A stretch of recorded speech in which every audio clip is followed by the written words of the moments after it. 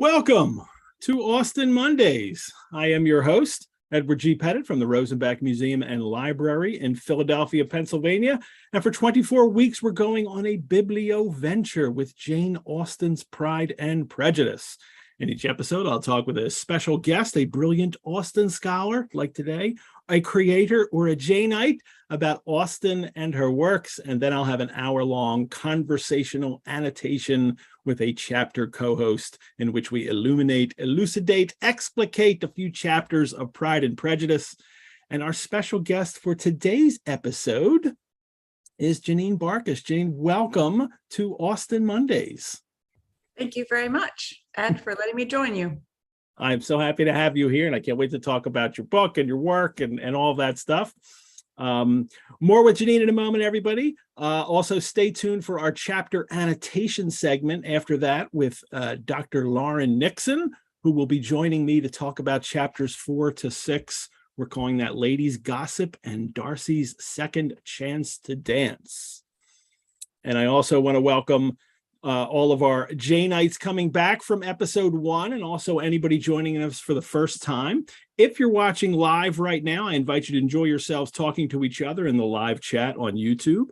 If you post a question there for me or our guest or my co-host later, I will do my best to get to it during the show. If I don't, I can post answers on our Austen Mondays Facebook group, or you can drop me a line at epettit@rosenbach.org. Now, on with the show. For today's A Turn About the Room segment, please welcome Janine Barchas. Janine holds the Chancellor's Council Centennial Chair in the Book Arts at the University of Texas at Austin, where she is a professor in the English department. Her recent award-winning book entitled The Lost Books of Jane Austen tracks Austen's popular reception by means of the unsung cheap editions that scholarly libraries have not bothered to collect. She describes it as hardcore bibliography meets the Antiques Roadshow, which I love. I mean, as a hardcore book nerd, that is a good description. Her earlier book, Matters of Fact in Jane Austen, History, Location, and Celebrity, described Austen as a consummate name dropper who invokes both national celebrity and local history with the choices of names and settings for her fictions.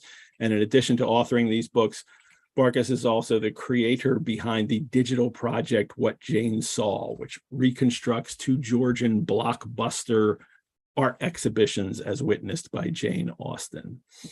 Whew, that's a great intro for you. So so much wonderful work. I love your backdrop, your lit up Austen sign there. Yep.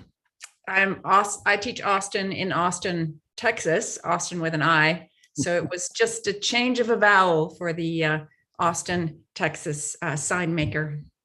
As her name was sometimes spelled as well. So yeah, apparently at least one royalty check to her was came in IN. Came in with an IN, yeah. Well, before we get into the work you do, I want to know, Janine, do you have an Austen or Pride and Prejudice discovery moment in your life? I think I do. And I heard Devaney's last week, and this one goes in the other direction. In that my Austen moment was when I was asked by a colleague who was an administrator of a special program here at UT, would I teach Jane Austen, a class in Jane Austen? And I said, absolutely not. She does not need me at all. Whereas Samuel Richardson, who was my go-to guy in the paint at the time, I said, he really needs me. So you want me to teach a class on Samuel Richardson? Happy to. And they said, we really want a class on Jane Austen, because you can't super saturate the demand on this campus for Jane Austen. And somebody was sick, and somebody else was out, and somebody was on leave, and I'm a good soldier. I said, okay. And then I started rereading her novels, and we got to Emma, and I started circling all the annoying instances of the word very in her text, because that's what I do with my student papers, sort of like, oh, your vocabulary is not specific enough. You're using these nugatory throwaways in front of words. You must not be thinking about your vocab. And she used it 1,212 times. And that was my first publication on Jane Austen, was a 40-page article on why anyone would do that, or why the great genius that is Jane Austen, who is so careful, why she would do that. And once I realized you can even put interpretive pressure on that kind of throwaway. Yeah, she had me. And she had you at very. She had me at very. What can I say? Yeah. How long have you been teaching Austen there? I think that was almost 15 years ago, that particular moment here at UT. So yeah, I once organized a panel with a number of your guests at ASEX, the American Society for 18th Century Studies, that was entitled, "Has Jane Austen Jumped the Shark?" And that was also a number of years ago. I really thought that this would be over by now. She would have had her run and I would have had my fun. But no, I'm working on the third book and about Jane Austen. So it's it's just the Energizer battery commercial. Yeah, well, I mean, we'll get to that in a minute, but as you mention it, I mean, what is your take on how Austen keeps coming up and getting it's there's just so many. It's Austen's never gone completely, but is ever blossoming. Every generation wants to own her in the way that, I'll show my sort of Will and Jane poster over there, in the way that Shakespeare also has a kind of perpetual evergreen quality, because every generation remakes Shakespeare in their own image and adaptations. And so I think we owe Hollywood a debt, and we owe everyone who kind of keeps reworking Jane Austen into new things. And then, also we see new things depending on what perspective we bring to it. So yeah, as one of my students said, she writes good yarn. So that's a basic. These works are really, truly great. But in addition, there seems to be a canvas that everyone likes to paint on. Yeah, it takes more than well-written works to put you in that kind of, especially with Austen, in that pop culture, world, that it's above even just, people who have to read a book for school. It just grows and grows. What brought you to describe the lost books of Jane Austen a little bit, and how did you get to begin that project and then that book? It was kind of reluctantly, in the sense that I had kind of collected willy-nilly various odds and ends in terms of books that I didn't think were terribly important in terms of not important editions of Jane Austen, but that were books that were curious. And it started with a curiosity that was a Lever soap edition. The Lever Soap Company in the 1890s gave giveaways of books to tens of thousands of relatively lower class or impoverished families who collected soap wrappers and exchanged them for books. And Austen was amongst that. And in digging around that particular book in my, Antiques Roadshow kind of way, I realized that there were lots of editions I was suddenly seeing on sort of the flotsam and flotsam of eBay that didn't have a place in bibliography, that weren't recorded, that weren't collected. There were no copies, according to WorldCat catalog, in libraries.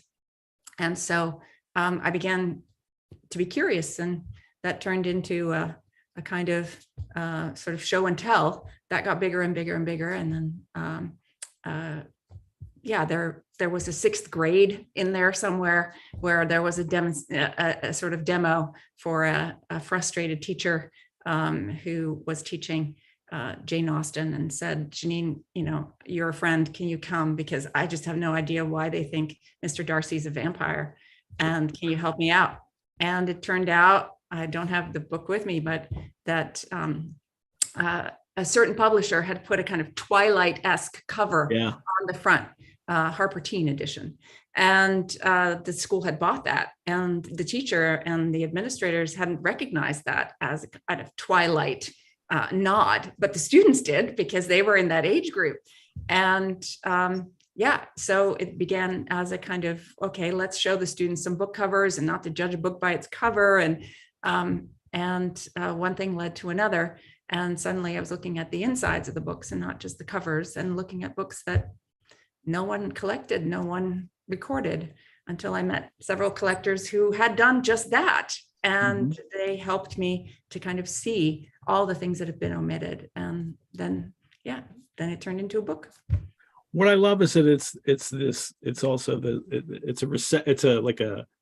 a history of readers' reception. It's a history of how readers came to Austen over the couple centuries. And I talked about a little bit about this with Devaney last week, about how Austen kind of eventually becomes kind of canonized. But for me, it's more than that. It's how she's read. And so how did people read Austen at least, and how did that change, especially in the 19th century, in the early years? But I know you found that maybe it's the same as the 20th century came along. Do you want me to show you some copies? Sure, yeah, let's do that. So I can show you the kind of books. So these are the kinds of books that I talk about. And so these are books for the sort of regular reader. And these are book prizes and what have you. And I did, we can come back to that Carrie and Lee or Carrie and Hart version. But basically, as you mentioned with Devaney last time, Richard Bentley in 1833 started republishing Austen. So she had not been kind of a great star, a great sort of, literary winner in her own time. Her print runs were, for the novels, Sense and Sensibility on the low end, it's like 750. And on the high end, Emma, maybe a maximum of 2,000. And that was the print run. And Austen's books were very expensive, around 15 shillings, what the Prince Regent paid for Sense and Sensibility in 1811.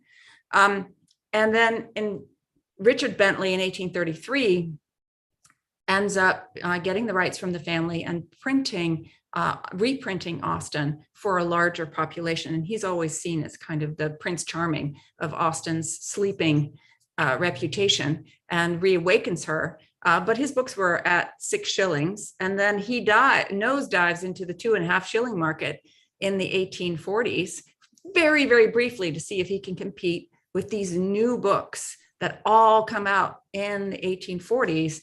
And they are cheap. They are at 1 shilling or 2 shillings, and they're sold in railway stations and in the smallest kinds of bookshops. And so this is essentially a railroad edition, if you will. They're called yellowbacks, even though not all of them, as you can see, are yellow. And these were sold for 1 shilling. And so were these. And so these are the books that reached ordinary people, through which Jane Austen suddenly reached thousands and tens of thousands of people for 1 shilling a piece, which is a huge difference between the sort of 6 shilling market, which Bentley held until 1866. And in between, we've got the price dropping and dropping and dropping. So we've got stereotype plates. These are at 6pence, so they're half 1 shilling. And explain that, what you mean to everybody, that stereotype plates. So there's a new technology afoot where you can, instead of setting type piece by piece by piece and taking up a lot of a printer's stock to do that, you can then basically make a cast, a mold, and then a cast of the set type. And then you can store these plates and reprint very much smaller runs. And so lots of publishers shifted to stereotype printing in the 19th century, and book prices dropped because of that, because of the new railroads actually having a new distribution channel that was cheaper to have a book reach a wider audience, and paper was cheaper. And so we get a penny library. You get, this is a 2-penny copy, essentially, in 2 volumes. You get the entirety of Sense and Sensibility in very, very small cramped type.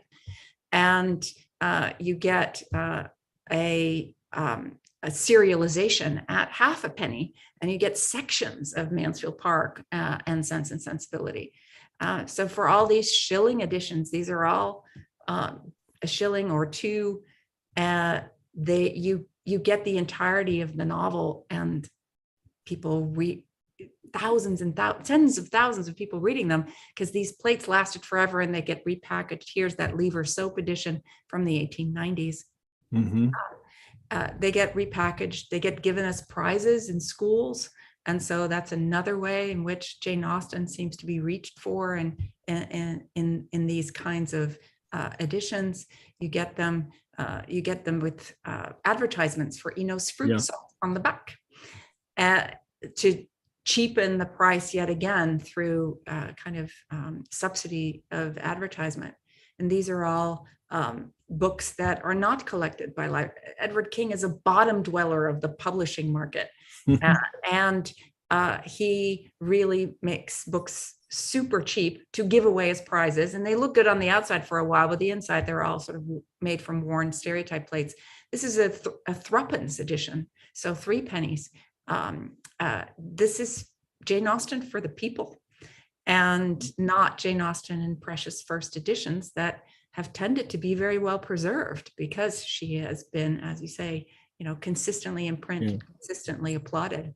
So these are all, the kinds of books, and they often sort of get handed from generation to generation. So they have names in them and book plates of individuals. And so the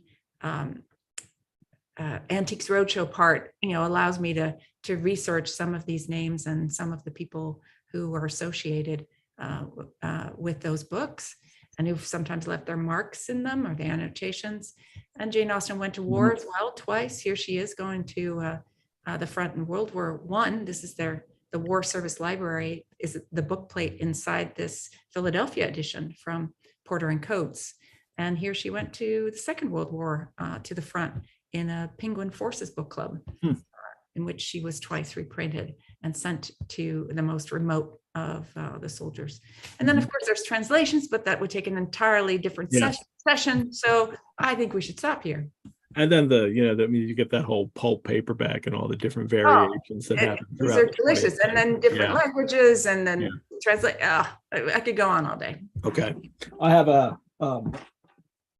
I love this Masterpiece Theater Penguin tie-in with the boot and the leg.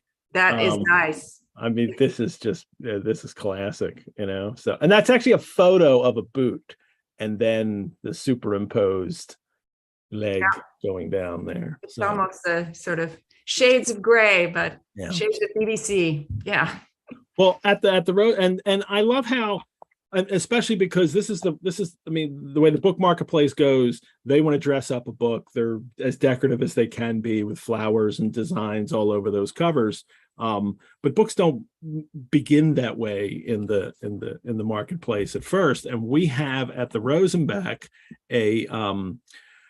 the first the first American publication of Pride and Prejudice. And let me share some pictures of that. And here it is, in very bare boards. It was published in 2 volumes. This blue case, this back behind it here, this is the case that it's kept in. But it was published in 1833, right? 32 or 3? 32. 1832. 32. 2 volumes, Carey and Lee. I like this, especially how worn it is. This is a book that has been read many times.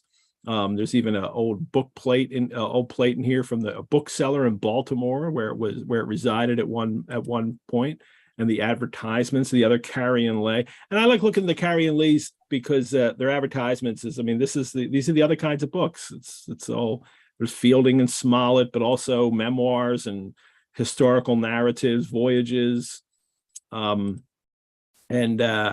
very European centric until you get down to this part here.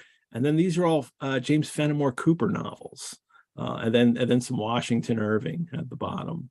And here's the title page, and they've thought that Pride and Prejudice wasn't enough, so it's Elizabeth Bennet or Pride and Prejudice, a novel in in 2 volumes, and it's notice that Jane Austen's name isn't on there. I mean, and still not Austen's name. Yeah, although by this time she's well, no, it's not a secret. Yeah, yeah, but it's still the author of Sense and Sensibility, etc. And this is the way Austen is, where Pride and Prejudice first meets the American readers, on page 1. And then what happens is Austen becomes valuable, of course. Oh, and we have to mention this, because this is on page 53 of that edition in volume 1.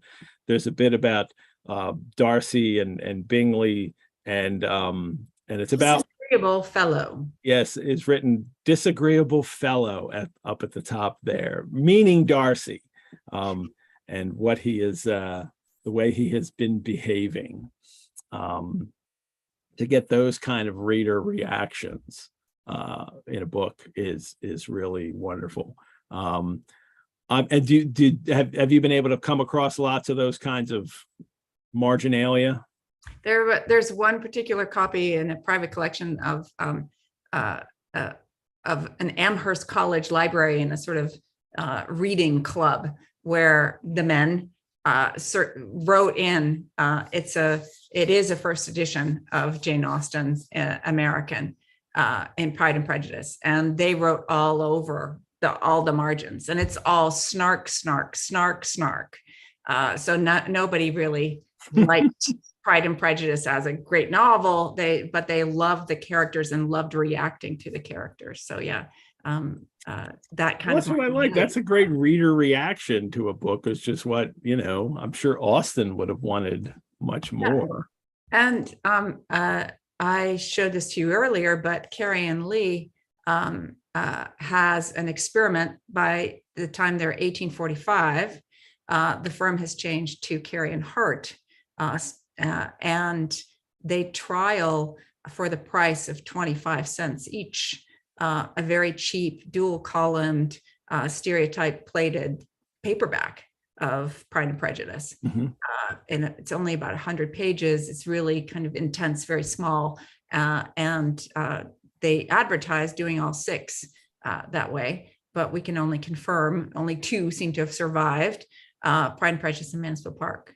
And it's a project that seems to go nowhere, but it once again meant that Philadelphia was at the beginning of this sort of trialing of cheap books. Mm-hmm. 25 cents. I've only seen Pride and Prejudice at that point discounted to 83 cents at the time. So this is significantly lower price, and yet it doesn't take off. America stays with the sort of around $1 mark for the next 5-6 decades.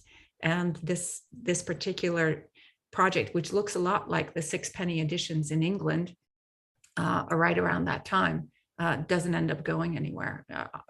The American book market is run very differently than the very competitive book market in London. The American book market is run more like a cartel, with publishers honoring each other's kind of first grab of an author. There's so many authors in England to peel from, that if you grab him or her first, the competition was quite different. So Austen doesn't go anywhere in this format, except in England.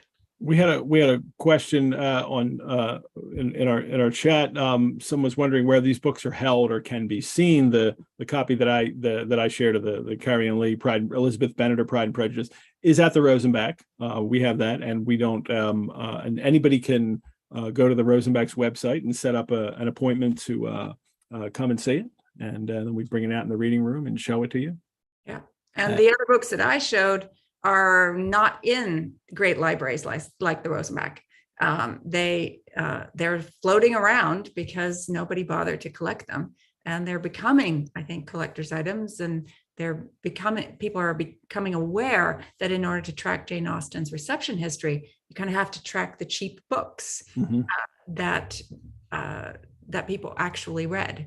And so there's work afoot to try and record and save and curate those things in permanent collections before they completely disappear. Wonderful. Time's ticking away already. Do you you also have another project that I've loved, and long before I was, I think long before, but before I was at the Rosenbach, I think I had discovered this project you had done. You were doing on what Jane saw. Let me share the web. People can look this up online at whatjanesaw.org. And what is this, Janine? What Jane saw is a website that reconstructs those two blockbusters. So Jane Austen attended two museums when she was traveling to London and making visits. And we have a letter from her in 1813 that puts her within a block of the British. We know that in 1796, she was within a block of the Shakespeare Gallery. And in that same building in 1813, we know she visited a Sir Joshua Reynolds exhibition, the sort of first one-man show in Europe of paintings. It was the great master, Sir Joshua Reynolds. And she goes and she tells her sister Cassandra that she has looked for Mrs. D and Mrs. B among the paintings and hasn't found either of them among the paintings of Sir Joshua Reynolds, a big exhibition. But if you go to the site, you can click on either one of those portals, as it were, and see the paintings that she saw, and they've been reconstructed. And it's a bit of museum history, it's a bit of art history, and it's a bit of Jane Austen's exposure to celebrity culture and the kinds of individuals that she knew about, heard rumors about, talked about, and saw, but saw on the walls, not necessarily saw in people's drawing rooms. Great, thank you. What do you have anything new on the horizon? I do. I got a couple of things, Ed.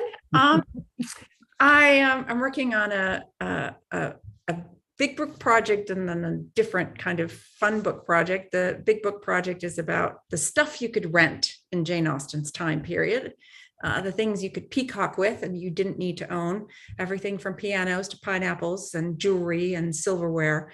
And sort of it's really about material culture in Austen's time and how flexible that was, and how we talk about costs, and we talk about Darcy, money, and talk about a lot of money in Jane Austen texts, but it's always in terms of purchasing things. And Austen actually has a lot of renters, renters of books and renters of waiters and renters of carriages and horses. And so those are the things that I'm interested in. I love this. Yeah. Is this a book or is this another book project? Yeah. Right.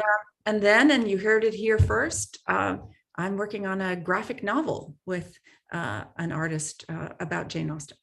Oh, wonderful. That's been. Is it biographical, or are you not allowed to talk that details yet? Or it's biographical and takes a certain 6-week period in Jane Austen's life and runs with it that's great. I'm looking forward to that. Yeah. Austen kind of, dramatization by an Austen scholar, which isn't usually how, things get made when people deal with her life. So. Yeah, I'm working with an artist in Sophia Martinic in Germany. She's really great. She's the real deal. So it's fun. It's been really fun. Well, thank you so much for taking a turn about the room with us today. This has been a real pleasure. And I look forward to seeing your new work. And cheers. Cheers. I'll be talking about my drink in a minute for everyone. Don't worry. So they're Pride and Prejudice. Cheers. Okay. All righty. Happy reading, Janine. Bye-bye. You too. Bye-bye. Well, everyone, coming up on next week's A Turn About the Room in Austen Mondays, we'll be joined by novelist Natalie Jenner, author of the Jane Austen Society. Do I have that book near me? I do. Author of the Jane Austen Society, and most recently, Bloomsbury Girls. We'll talk about how Austen inspires creators and novelists today, how Austen, as a writer, conjures up her kind of writerly magic from an author herself, talking about that. Future guests on Turnabout the Room include Jocelyn Harris, Claudia Johnson, Deborah Yaffe, Juliet Wells, and we just signed Paula Byrne, and John Mullen will be appearing later in the season. And let me take this moment to thank all of you for watching this episode.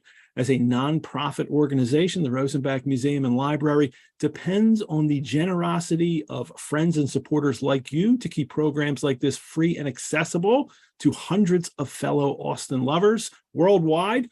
And tonight we have set a goal. We would like to raise $100 during this show tonight. So if everyone donated just $10 by the end of tonight, we would certainly make that goal. That would help cover the expenses that it takes to make tonight possible. No donation is too small. If you can't do that much, no donation is too small to leave an impact on the Rosenbach community. And you could also become a member of the Rosenbach. And I'll tell you about a little bit more about that. At the end of today's show, I'll give a shout out to all of those who have donated or joined since last week. And if you donate tonight, I'll say your name or become a member. I'll say your name next week. Also want to tell you about on Wednesday, October 5th, we have an in-person Austen-related program at the Rosenbach for members only. It's called Dress Smart and Behave Civil, Regency Costume in Jane Austen's England.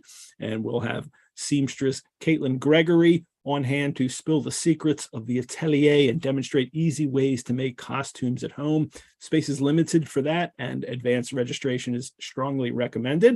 And if you're not already a member of the Rosenbach, that's a great reason to join, to be able to come to that program. We have other great programs and courses coming up at the Rosenbach for everyone to join. One of the fantastic courses we have lined up that will begin soon is called Stop for Death, Poetry, Prose, and the Unknown. And it's led by Kalela Williams, who is known around Philadelphia as the Black History Maven. This is a virtual course in which you will look into poetry and fiction surrounding death with a focus on U.S. 18th and 19th century works. You'll glimpse letters, images, and other primary sources and documentation that illustrates how death has been seen, feared, and honored.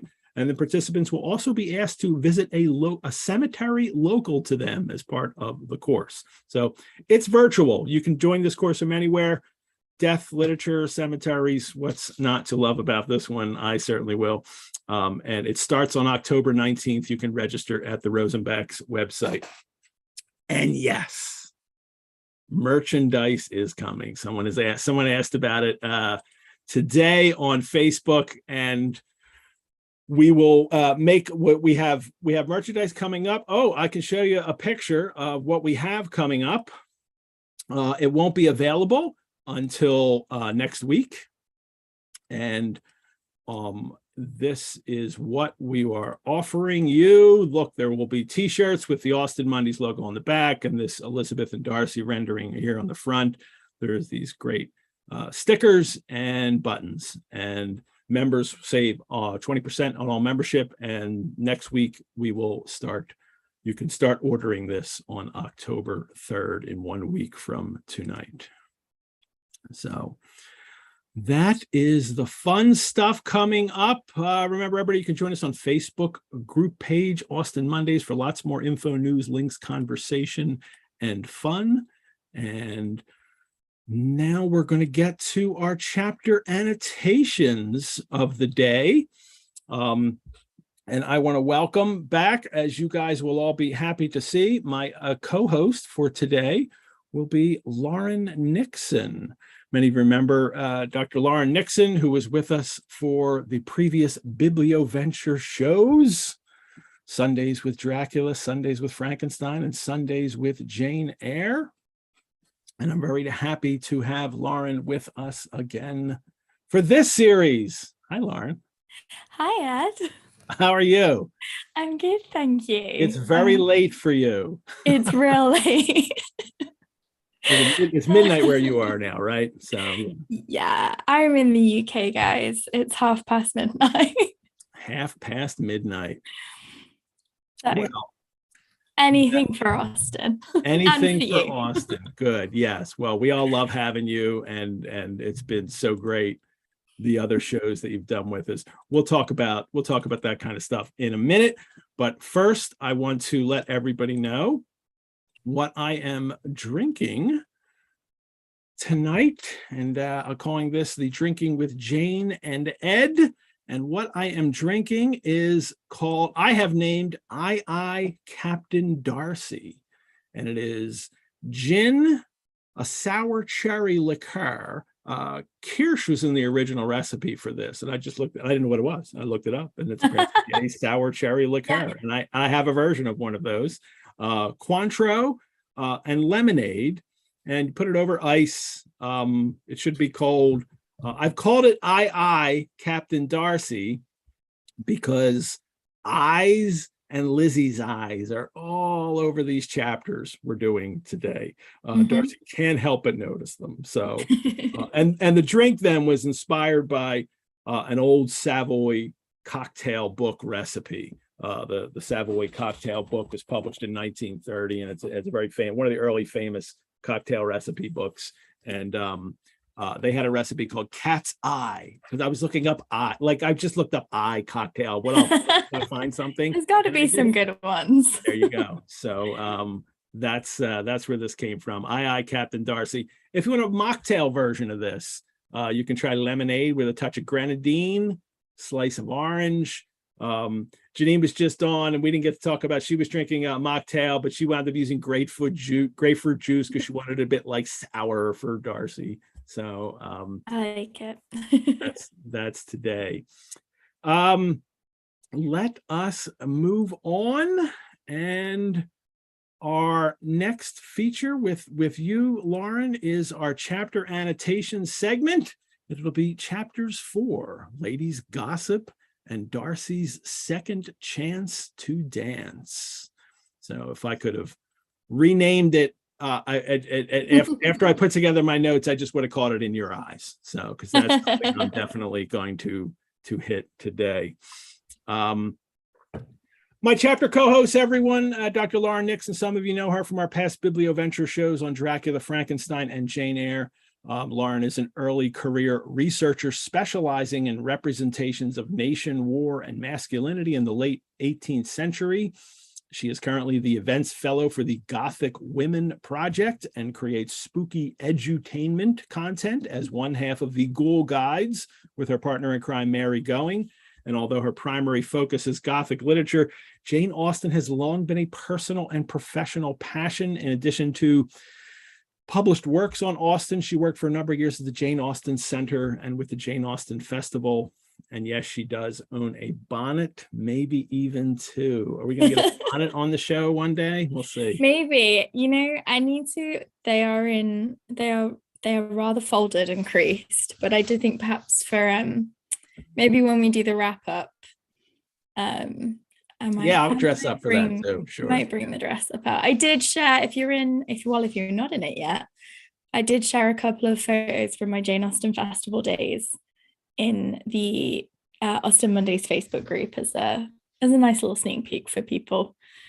And I must be in hundreds of people's holiday photos. If you ever went to the Austen Festival, I'm probably in your picture. You may be in a photo because you were dressed, spectacularly Regency, and people were wanting photos with you, I'm sure. Did you have do you have an Austen or Pride and Prejudice discovery moment? Was there a time that it hit you that led you on that journey? Yeah, I do. I was about 13, and I had already read, a good chunk of my school library, and I was like, I don't know what to read next, and I wanted to do something a bit different. And so there was this thing in the UK called the Everyman Library, and the Everyman Library was this, they're really famous for these white on black covers, and they were given to every state school in the country. So at the back of every school, or at least every school like mine, was this dusty bookshelf, because some guy decided that all students needed access to these books, and a lot of them were really, not school age appropriate. Although I do have the Edgar Allan Poe one from my school library that I absconded with, technically with permission. And I decided I was going to read that. And Austen begins with A. So she was the first, I think the first couple of names on the list were either non-fiction or they were men, and I wasn't really interested. Mm-hmm. So the first women writer that I came to on that list was Austen, and I was like, oh, I watched a movie with my mum at Christmas, and it had been the Mansfield Park film. It had been on TV on terrestrial back in the day. And I thought, I'm going to read this. And I picked up Pride and Prejudice first because that was the one that I'd heard of. And that was it. I just remember reading it and thinking, this is the best thing I've ever read. And being absolutely in love with it. I read my way through all of them, through this library. And then by the time I was 18 and going to uni, the reason I ended up at Bath Spa and working at the Jane Austen Centre was because they had a great English program, but we went down there and we went on the tour, and the tour bus guide said, and that's where Jane Austen lived. And I was like, Mom, that's where Jane Austen lived. I have to go here. I have to live here. I have to work in that museum. And I did. So that was kind of my Austen journey. She had the grace of her surname beginning with A. Wow. And then that was that. That's great. How fortuitous. Good. It's a good thing she wasn't, Zaustin with a Z. Right. It took me ages to get to Zola. Yeah. There you go. All righty. Well, that's great. And I'll ask each of our rotating co-hosts, Kathleen Hudson next week, and then Casey McMillan will get their little stories as well before we talk about these chapters. Reminder, everyone, no spoilers in the chapter annotation segment. And I would ask even people putting comments in the chat, no spoilers. We only talk about what happens thus far in the novel. Yes, there are people who they may have seen all of the, TV and movie versions, but there's a few people I know who were just reading it for the first time with us. So we'd like to really stick to what's going on in the book as it happens.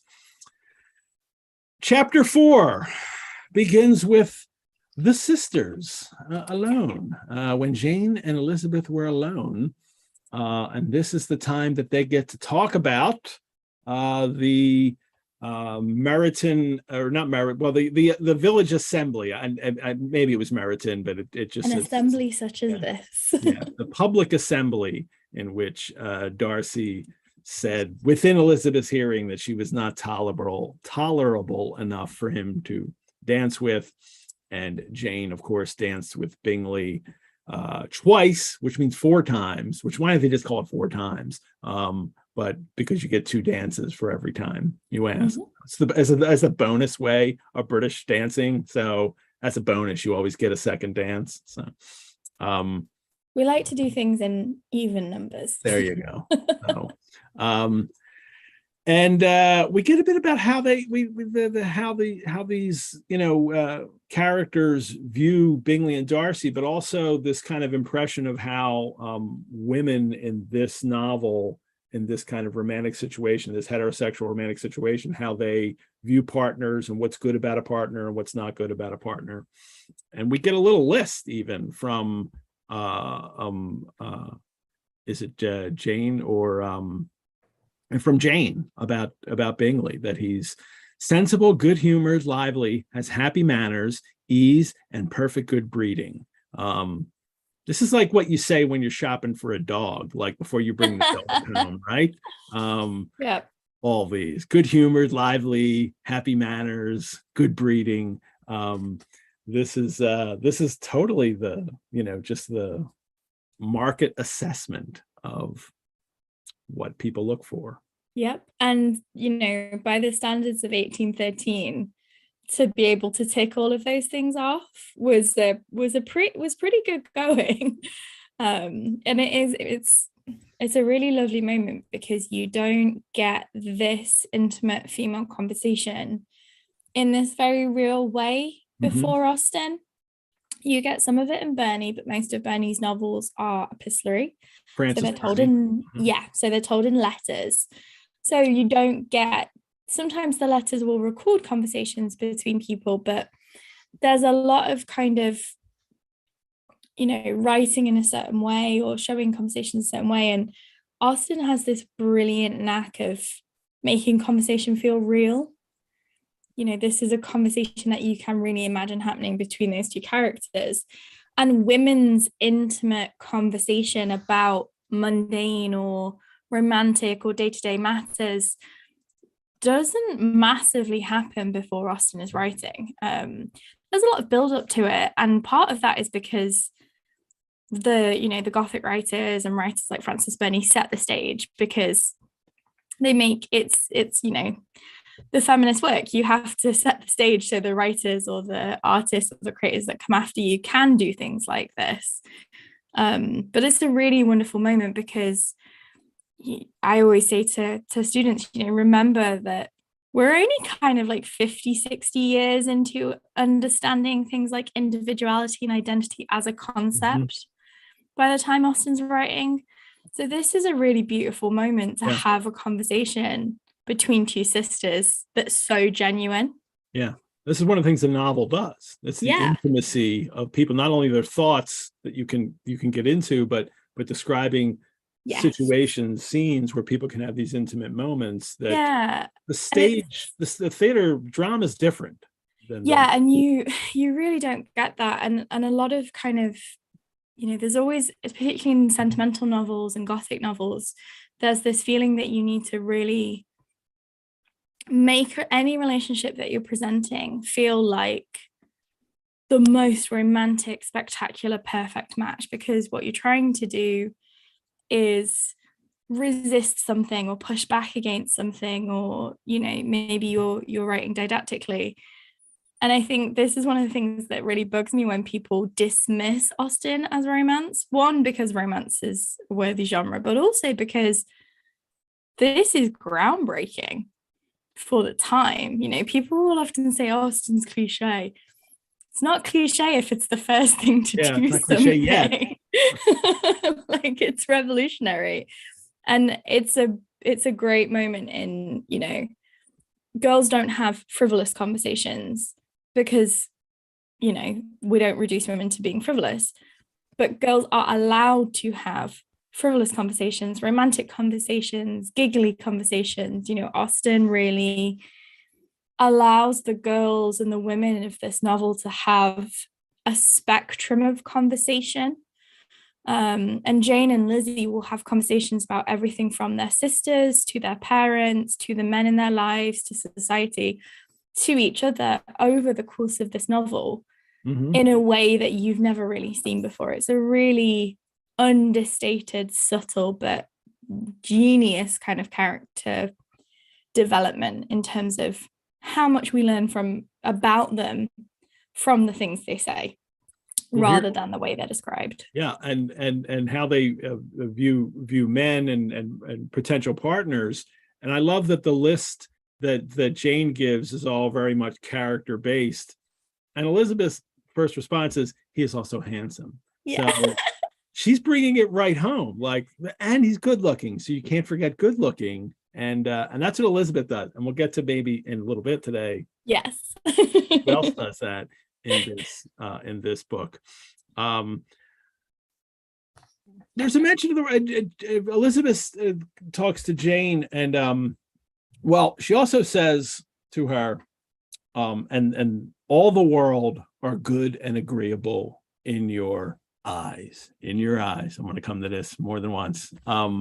That this is how she describes Jane as viewing the world, and that kind of in your eyes, and that sense of the way you perceive or judge something. She's not particularly talking about her eyes, but the Peter Gabriel sense of in your eyes is what she means. But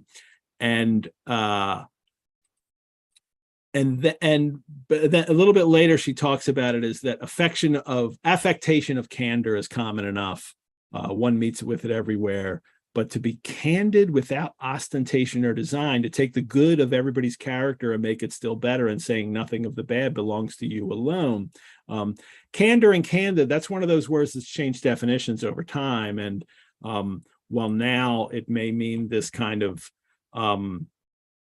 candor or candid is a kind of blunt honesty. This, this is exactly, I'm going to say exactly what I think or feel without worrying about how somebody else might react to it. The candor or candid for this time period means specifically free from malice, or actually, as Austen defines it, as to take the good of everybody's character and make it still better and say nothing of the bad. It looks like we've lost Lauren's feed for a little bit here, and hopefully we'll get it right back. And I always have to be careful in this book about what some words choices that characters use, that Austen use, can have slightly different meanings than that they do now. And while and I hope Lauren will come right back. She probably will. I will wait for her and bring her back on as soon as she fixes this issue. There we go. Hopefully she'll come back in now. Technical difficulties are never fun. And there you go. Now you're back. Oh, there we go. That's okay. You just missed the most exciting, the most interesting thing I said that I'll say today. It's not. It's just how the meaning of candid then is, free. See, this is the downside of not having Mary. She can't cover for me if we have. That's right. So that's okay. I just kept talking. And then they we get Jane's impression of Bingley's sisters, and Elizabeth is obviously right away, sees them as there's something not, they're proud and conceited, and not in a good way. As if there could be a good way, but we do get that in this novel, that there is a way you can be proud and conceited, and it's actually a good thing. But here it's they're entitled to think well of themselves and meanly of others, and we get their family background, and they're not. Unlike Darcy, they're respectable. They come from a respectable family in north of England. That their brother's fortune and their own had been acquired by trade. Yes, and this leads me to my favorite topic, which is, as you know, Ed, war. So this is a novel that obviously comes out during the Napoleonic, but is originally drafted in the kind of like early stages of the Revolutionary, but is still in that very much post-war period, because the whole of the second half of the 18th century is. So there was a huge influx of merchants, and the likelihood is, considering the age of these characters, that Bingley's father probably made his fortune during the period of the 7 Years' War, when British trade and British goods had a huge boom, obviously lots of war contracts, and that made a lot of these families, and it enabled men like Bingley to be able to go to school, to meet men like Darcy. So it shifted that social circle. And what's really interesting about this section, and the way that Austen gives us this through her authorial voice and that free and direct speech, is that you get this a couple of times with discussions of Bingley and Netherfield.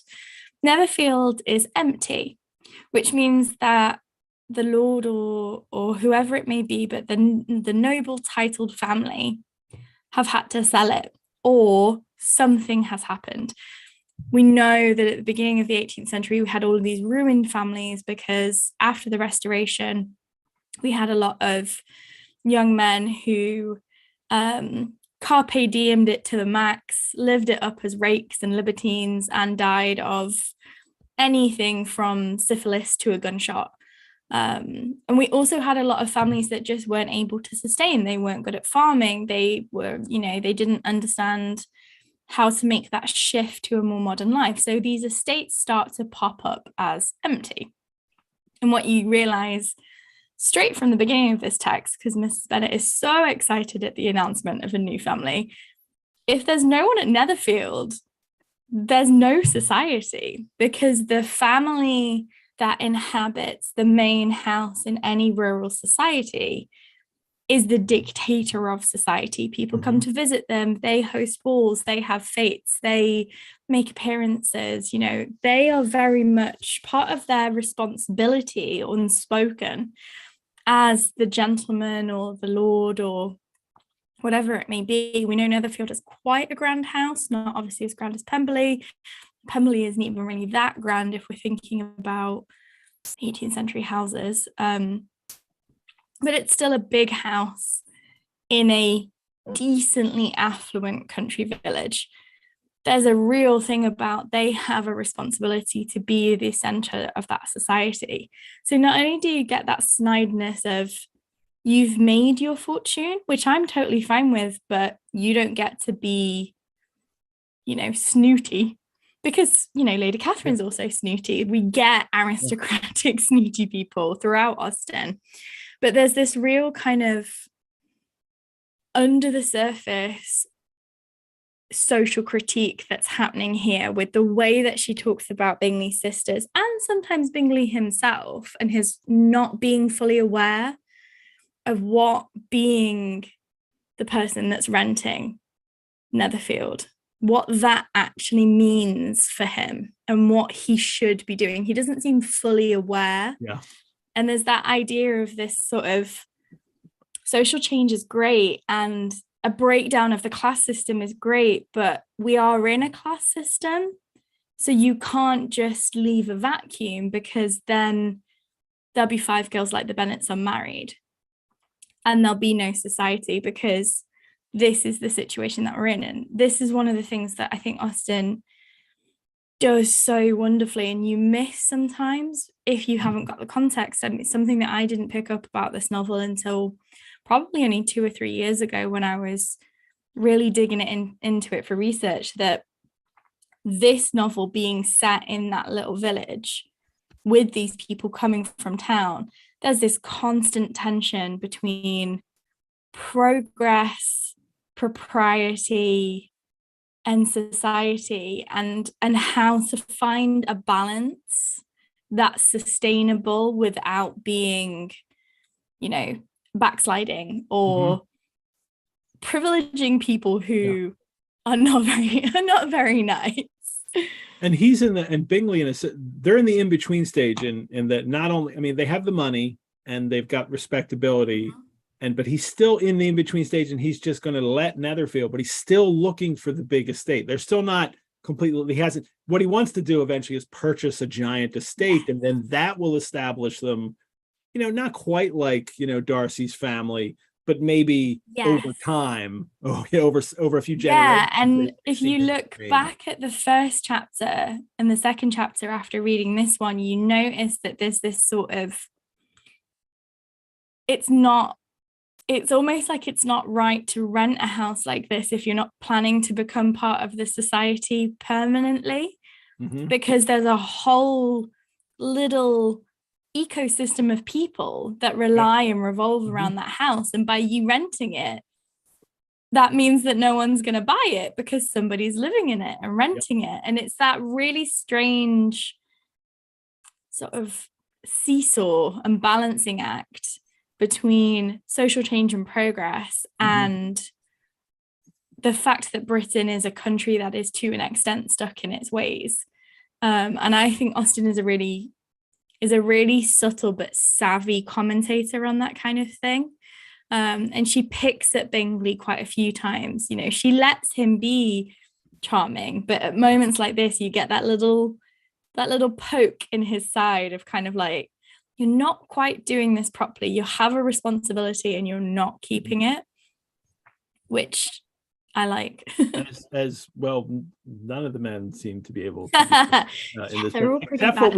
we'll get a difference in just a little bit in the next chapter with Sir William and Lucas family, and he's kind of closely related to the same position that Bingley Bingley's father at least was in. But we'll get to that in a sec. But first we get this little bit of more description of Bingley and Darcy and about their steady friendship in spite of a great opposition of character. Understanding Darcy's superior, Darcy's clever, but he's also haughty, reserved, and fastidious. Though well-bred, he's not inviting. Bingley was sure of being liked wherever he appeared, and Darcy was continually giving offense. It's like the Odd Couple version of in Austen, especially your American viewers may know the old Odd Couple TV show. I know it's a Neil Simon play and movie too, but the old TV. All I could do is have the theme songs running in my head. And then, you know, and instead of Oscar and Felix walking in, it's Bingley and Darcy sharing an apartment, each annoyed with the other one because they're so very different. And that's where Darcy had seen when they were at Bingley loved the Meryton Assembly, and Darcy had no pleasure there. He acknowledges that Miss Bennet, Jane, is pretty, but she smiled too much. He can't quite, get into the meeting new people, and that obviously it's not just character too, in a sense, because we know because of Bingley's social position and how his family has moved, he's perhaps maybe more well, no, his sisters aren't comfortable. His sisters already think that they're at the Darcy level, and they're not. And that's the really interesting thing about Austen, is that she is very critical of the upper classes. And she herself, when you look at kind of where she spends most of her life, particularly after her father's death, is almost in that lower middle class state. But she's very critical of the middle class as well. Nobody gets away scot-free. And what she kind of does, here, where she's like, Bingley is likable, but Darcy is haughty and reserved and fastidious. It's partially a little bit jokey, they're two sides of the coin of white male privilege. One of them's charming, but a little bit dense. And the other one is not charming, but very rich and handsome. So they both get away with it because they come as a pair. But she also is, again, playing with that thing of, it doesn't matter if you've got money or you haven't got money, if you've got class or you haven't got class. You have to be socially aware, you have to be polite. And, Darcy doesn't break societal rules, but he doesn't acknowledge the reason that they're there. And that makes him, a sour, unlikable person, because it's okay for Lizzy to tease and poke fun because she still acknowledges where the boundaries are. Mm-hmm. And that some boundaries exist for a reason and are not completely ridiculous. Whereas Darcy kind of just sees himself as above it all. And it's a very complex class criticism that she does. And part of that is because she is just savage and she will mock everybody and anybody. But it's good to constantly be noticing these moments where she's picking up on the differences between people and their class identities, but constantly reinforcing that only counts for so much. I wouldn't necessarily say that, it's massively, as much as I love her, I'm not going to be revisionist. It's not like she's waving a Marxist flag in the background, but she had, because of her own personal situation and where her family sits and the connections that her family had, she has a really unique perspective on class. And these are really great moments that, especially, I think if you're joining us as a reread, that's the thing that I would say, keep looking out for. Well, one of those moments is here beginning at chapter 5 and about the Lucas family and their social position. I mean, he's Sir William, because he has been knighted. And so he winds up being the most, in the kind of seating arrangement and who goes in first in a room always, he's the top because he was knighted, and yet he was just made his money in trade in a small town. Then he became mayor, and then because he gives a speech about the king. He gets knighted, and he can't then just like he can't continue in trade. Like, he has to buy a big house, and he calls it Lucas Lodge, and has to, he's not super rich, but he's he's well enough, and he has a bunch of children, obviously, and one of whom is Charlotte, who knows that she doesn't have great prospects because her father isn't that dazzling rich. He really only has a title that won't be passed on. It's only for him. And Charlotte will be very practical in how she approaches the marriage market. And let's jump right to that, because she starts, this is a conversation with Elizabeth and Charlotte, her friend, and the actually before that we don't want to skip this, because Mrs. Bennet is there when they're all visiting the Lucases, and Mrs. Bennet has these great leading questions, leading observations. You began the evening well, Charlotte, by dancing with Bingley. Of course, Jane, stole the show. And I love that it's described as being with civil self-command. Yes. Because it's it's making this point of that's what Mrs. Bennet thinks she's doing. But we all know, and she knows that secretly she's just inviting a conversation that she can, that someone else will instantly turn to Jane. And then she pretends she doesn't. I rather believe he did admire Jane. I heard something about it. And then she even like something about Mr. Robinson. And then Charlotte me says, perhaps you mean what I ever heard between him and Mr. Robinson. So of course, Mrs. Bennet has heard this whole story, but she wants it spoken out loud in a group, and she needs, she wants people to keep talking about it.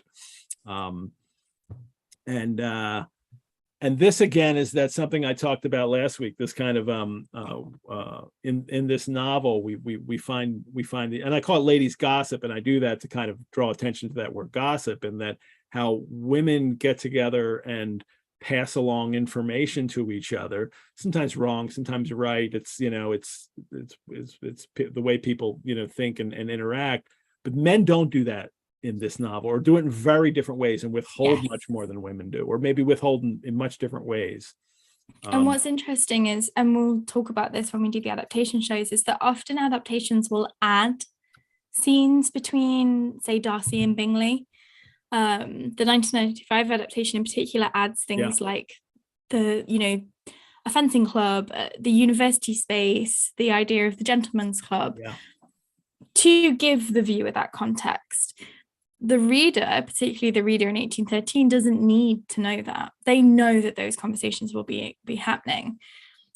And what this novel does really fantastically, by not being epistolary, because a lot of Austen's early juvenilia is done in letters, because she's learning from writers like Frances Burney and Samuel Johnson. They're her early inspiration. And what's really wonderful about the way she shifts to this narration style that she's now so famous for is that you can have these conversations. One of my favorite ones is in Northanger Abbey, where they're talking about the fact you can't get any veal at the market. The reader knows there's a war going on, so you can't get any veal because there's a war going on, and the war's with France, and most of the veal comes from France. And there's those really fun moments where Austen's really good at getting things across in these innocuous pieces of dialogue. But what she's also doing is kind of subtly subverting the idea that gossip is sinful, and that gossip is lower class. And of course, that's why Mrs. Bennet, it starts the conversation the way that she does, with this kind of like contrived politeness, because you can't be seen to be gossipy. To be gossipy is to be low class, is to be without, to not only be without class, but to almost be sinful. And you get this a lot in things like Edmund Burke and Beautiful and the Sublime, and you get it in Fordyce's Sermons. Gossip is evil and sinful and corrupting. But that's the way gossip is, just women talking. Yeah, that's because this is it's what men think of women talking when they can't be there to hear it. it's demonizing women's conversation and making women feel that they only can have certain types of conversation, thereby controlling the way in which information spreads between women. One of the things about the privileging of letters in the 18th century is that, and into the Regency, is letters were generally designed to be read to other people, not just the recipient. So you couldn't write in a letter, "Oh my God, Mr. Bingley looked so hot at the Meryton Assembly," because you were supposed to share letters as a source of, news. So having these conversations where women are, gossiping, in scare quotes, she's kind of like pushing back against that negativity and rejecting the notion that gossip is evil and sinful, but also embracing it at the same time. So on the one hand, it's that pushback of, this is women's conversation and women are entitled to have a way of sharing information. And we learn later in the novel what happens when women's stories aren't shared and how that puts other women in danger. But also she's kind of like, so what? So what if women gossip? It's almost kind of saying like, well, I bet you're talking about us in the exact same way while you play billiards and while you smoke cigars and drink whiskey, but you like to pretend that that's somehow better. And it's a really fun but very sort of intentional pushback against that negativity around gossip. And of course, Mrs. Bennet is a gossip, and it does bite her at points in this text. But Elizabeth and Jane and Charlotte also like to gossip because they're women and they want to talk about things. And this is at a point in time where, if you're a young woman and you live in a small society, you have a very limited set of things that you can actually talk about. And within the novel, it's not the gossip that gets Mrs. Bennet in trouble and then Elizabeth in trouble because of the way she behaves. It's the way she behaves in public. Gossip is something in private. And who she talks about. Yeah. And what it's, Mrs. Bennet's thing is she doesn't know what to say to who. Yeah. She says things in front of people that she shouldn't in both a high and low class situation. Yeah. But it's just, these conversations are so fun and so entertaining. And I think considering that we do get mentions of those very repressive educational tracts and texts and sermons that were very, women should be pious and women should be godly and you should not gossip. And all of the girls are like, because what else are they going to talk about? They don't get news. They're not going to the opera. They don't live in town. They have a very limited set of things they can use to entertain themselves. And I think what Austen does really well is show, there's nothing wrong with that. Not only are you sharing knowledge and information, you're entertaining each other. And there's nothing wrong with women talking for the sake of talking for their own entertainment. I think is still very pertinent today. Yeah. Well, one of the things they talk about, let's finish this chapter. One of the things they talk about is not only Darcy, but Darcy's pride. Which come across it, and now it's in the title, or Austen changed it from First Impressions to Pride and Prejudice, whatever. So anytime you see pride, it's pride, it's got these lights on it because it's supposed to be what the novel's about. The novel's obviously about a lot more than Pride and Prejudice. But Mrs. Bennet talks about how Darcy's ate up with pride. He's so proud. And Charlotte says there's an excuse for it because he's a young man of family and fortune. He's allowed to think highly of him. He has a right to be proud. Lizzy's just like, well, he mortified my pride by turning me down. She turns it into a bit of a joke.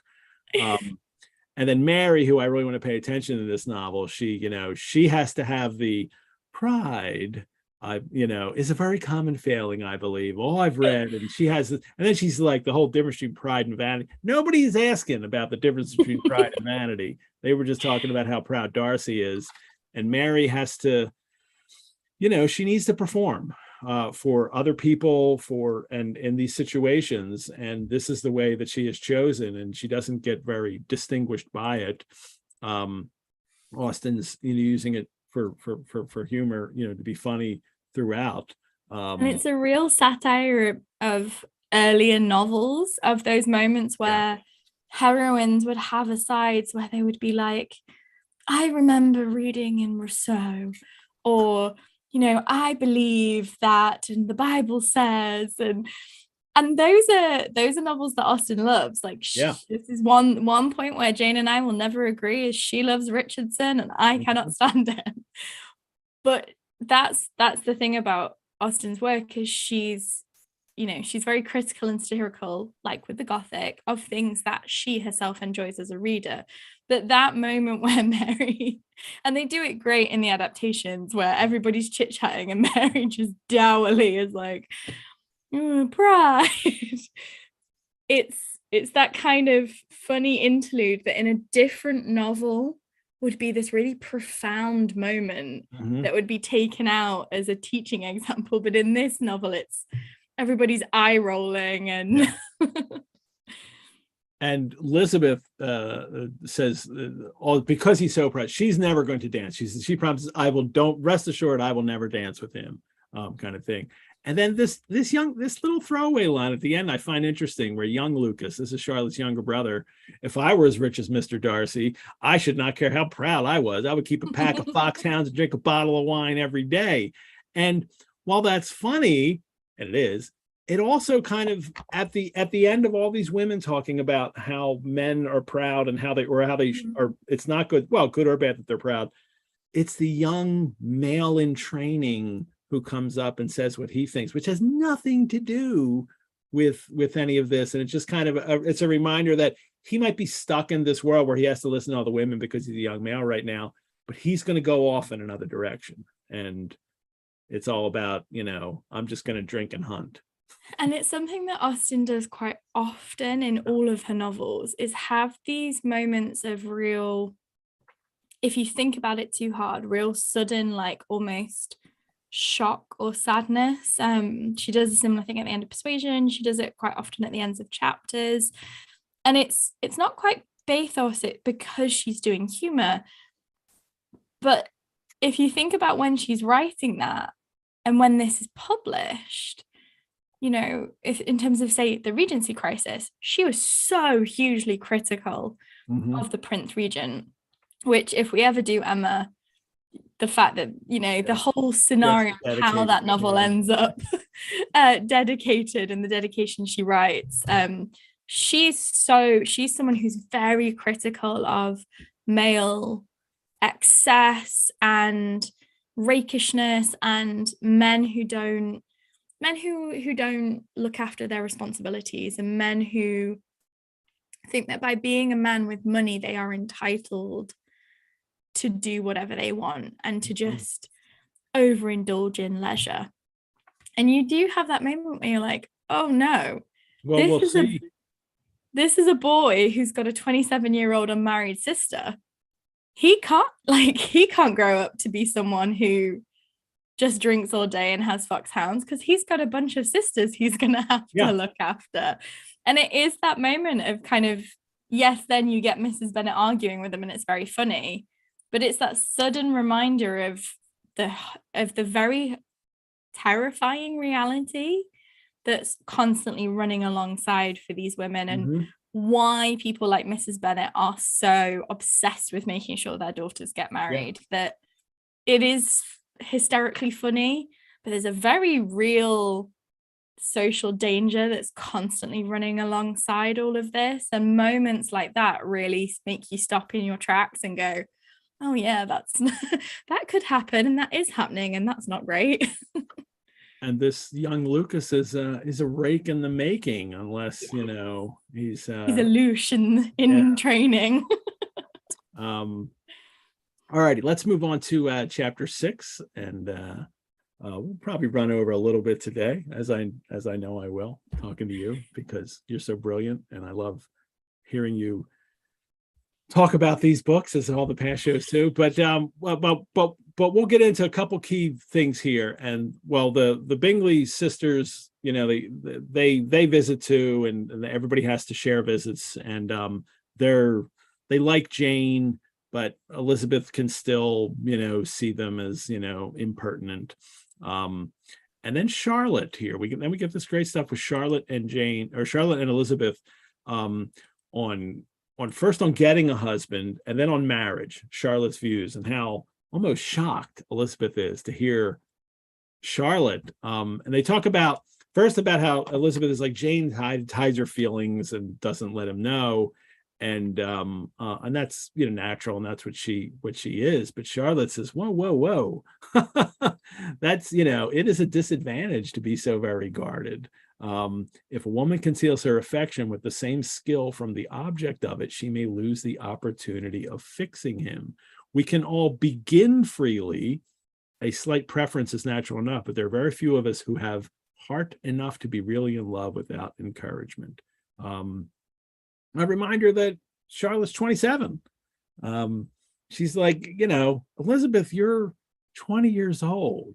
I'm 27. You don't go down the road where you don't let people know that you're, you know, interested in them, because, you know, Charlotte's getting towards the end of the line for being married. Yeah, and it's that reminder that Jane is on that very dangerous precipice between, you know, a young woman of marriageable age and spinster, because especially where they live, they're not going to meet that many men. They have a very small social pool, and this goes back to that thing I was saying about the society being, they've had no one renting or living at Netherfield.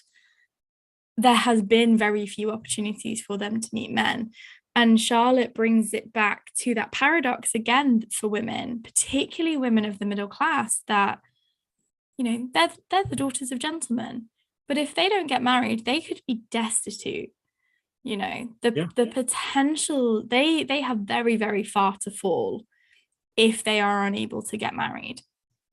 And Charlotte brings it back to that thing again that, you know, the Burkean notion, and those of you that have joined us previously for Sundays will know how much of a fan I am of Edmund Burke. I think I joked on Twitter the other day that he's my nemesis, because he has a lot to answer for. But his notion of beauty was that the beautiful woman is shy and doesn't fully convey her feelings, and is retiring, and that a woman's love and feeling and truth is something that's supposed to be slowly unveiled. And that's fine in a sentimental novel, but when you only have a season, because this is a season, they're going to go to town at some point. You only stay in the country at the country house for a certain number of weeks of the year. Then you go to London for the summer, and then you go to Bath for the winter. They're only going to be there for a short amount of time. And if she wants to secure him as a potential marriage partner, she has to, even though Jane is just naturally like that, she's not playing at being the ideal woman. She's not pretending to have those virtues. She is just like that as a person. But what Charlotte brings up is the idea that, well, one, he doesn't know that, so he could think she's playing at being like that, but also he could just genuinely think she's not interested. And it's that continuous paradox of being a woman that this novel really brings to the forefront of, yes, you want to marry for love, and you don't want to have a miserable, loveless marriage just because you have to. But there's also the horrific potential. Because, you know, there's things like, for example, by this point, when this novel's published, Austen, with her mother and her sister Cassandra, towards the end of their 5 years in Bath, lived dangerously close to what was a red light district. So when they lived on Trim Street, they were living very, very close to brothels.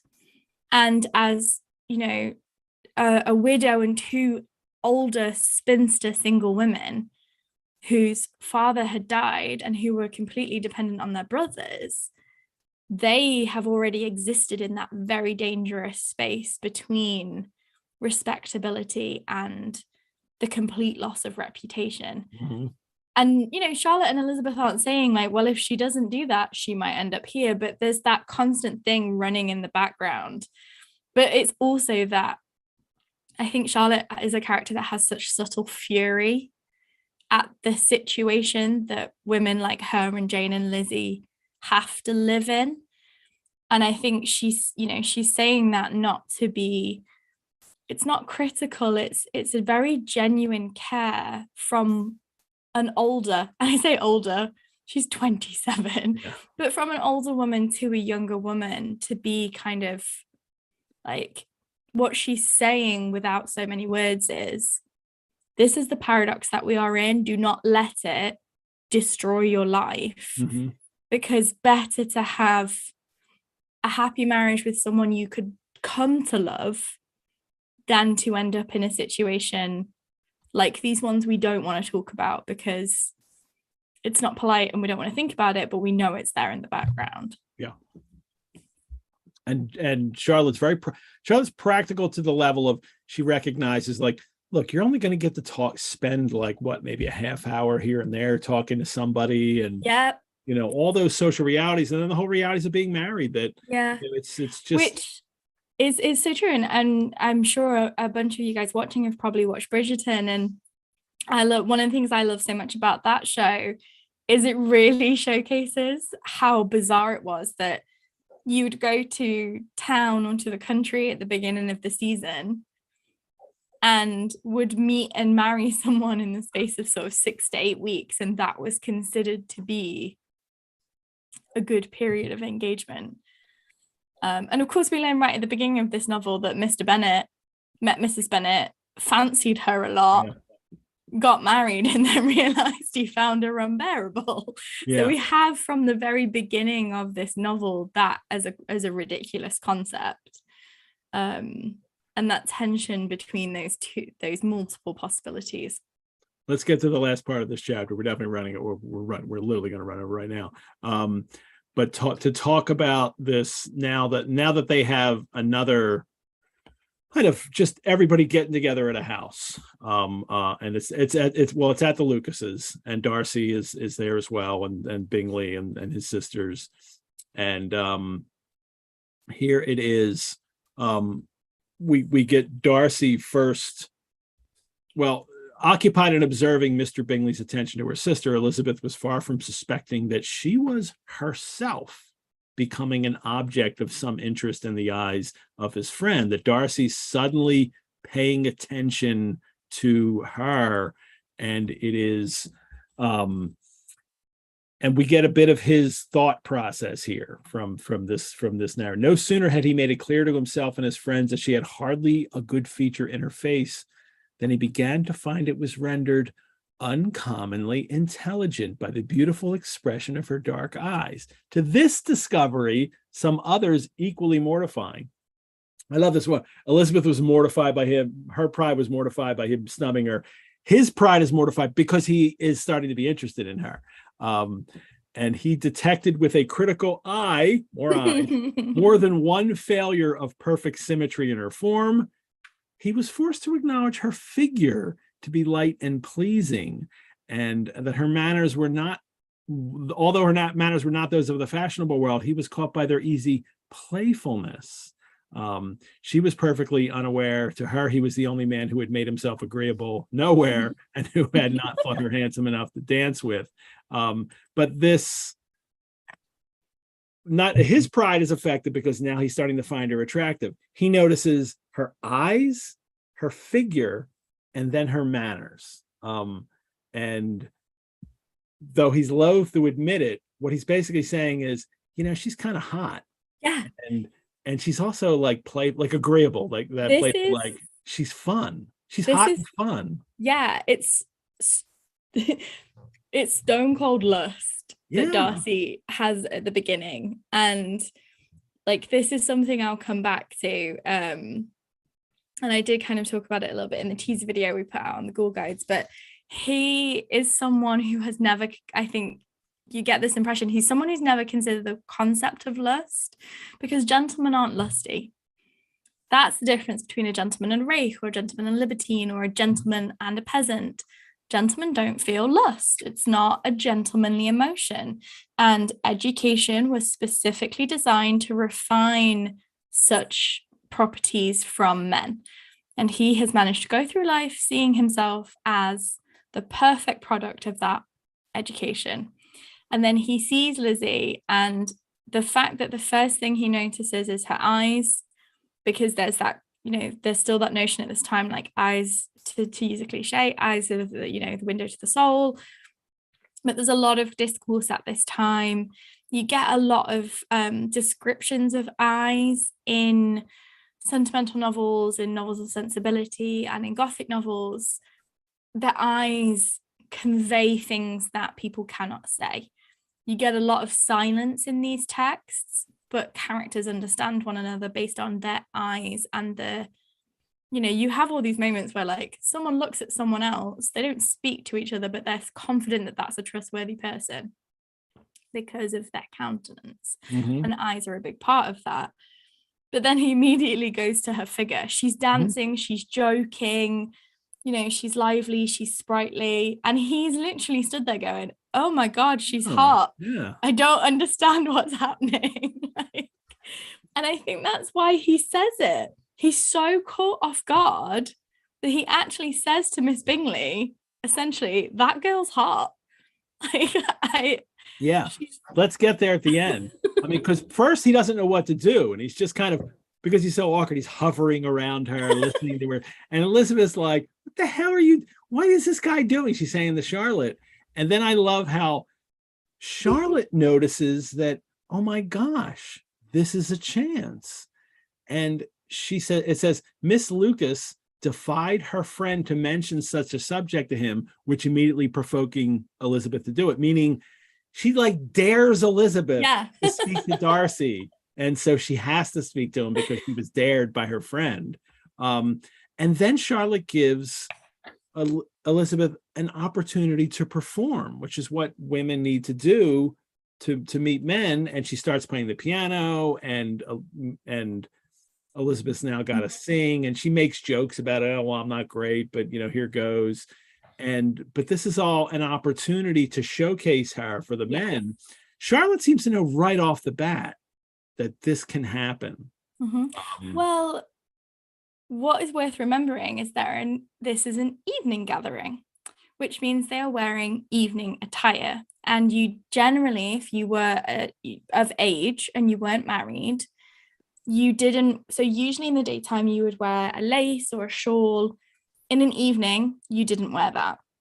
And generally, the dresses, the Regency period dresses, were cut specifically to give a pleasing silhouette. So not to be, not to kind of lower the tone, but if you think about the fact that he's literally watching her playing piano and singing, the way that she's going to be dressed and the way that she's moving, she's singing, this is a accomplishment that is almost specifically designed to show off a woman's physical as well as her, either supposed or performed refined attractiveness. And it completely floors him. He does not know how to do this. And we know that, it's not like he's never seen a woman play piano before. But Elizabeth, all of their acquaintances acknowledge that Elizabeth is fine at singing and piano, but she's no particular talent. So why does this moment make her so attractive to him? It's a question that he's not actually able to answer. But Charlotte is almost like Austen herself at moments of this novel. And I think Austen does this repeatedly. I mean, she does it with Lizzy as well, but she often imbues characters with elements of herself. Charlotte's someone who watches. She watches and she learns and she picks things up, and she knows straight away, even if Lizzy doesn't realize it, one, how to get their revenge on Mr. Darcy for slighting her. But she's also kind of like, I wonder what's going to happen because I've picked something up. I think something is happening. And I know that this contrived showcase of female accomplishment will have a very specific impact on this guy. We're tricked because of the way Elizabeth is described by this, in this free indirect discourse, this narrator, that she's sharp and she understands what people are like, the way she thinks of his sisters, but she doesn't see this at all. And Charlotte does. And we get nothing about how Charlotte is very perceptive and understands people, but she knows right off the bat. This is, and Charlotte is incredibly sharp. And of course it doesn't, the novel doesn't work if Lizzy doesn't realize and we don't realize. Lizzy has to believe that she's sharp and we have to believe the same of Lizzy. Yeah. Otherwise the novel doesn't work. But we have Charlotte in the background constantly almost playing, because she's in a situation where because she is kind of past it, quote unquote. Mm-hmm. And it brings humor, it can bring sadness in this novel, but she's there in the background, and this is a really good example of it. And I think that moment where she knows that she can push them both in a certain direction, because Lizzy falls for it too. She's so determined to be a certain way that she's gonna go along with it. But the thing that used to really baffle me about the end of this chapter is, why does he tell Miss Bingley? Yeah, well, he's asked it. Well, let's get right to there. But first, Sir William tries to get him to dance with her, and now Darcy wants to dance with her, and he is, he wants to hold her hand. Yeah. So when he offers the hand, literally, he is, he's not unwilling to take her hand this time. But now Elizabeth gets to say, like, no, I'm not dancing. I don't have no intention of dancing. Of course, I don't want to at all. And she's not going to. And then I love how, though, when they part, though,